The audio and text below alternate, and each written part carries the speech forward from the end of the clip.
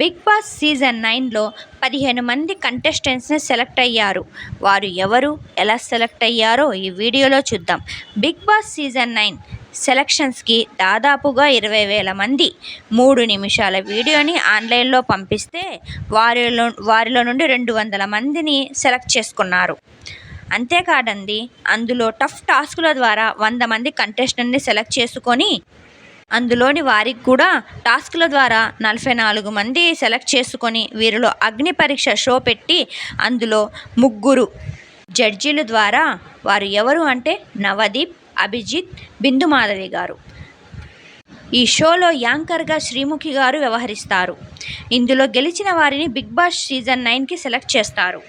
ఈ 44 మందిని టఫ్ టాస్కుల ద్వారా సెలెక్ట్ చేసుకొని వారిలో నుండి ఎంటర్టైన్మెంట్ ఉన్న వాళ్ళని, టాలెంట్ ఉన్న వాళ్ళని అందులో నుండి 15 మందిని బిగ్ బాస్ షోకి సెలెక్ట్ చేశారండి.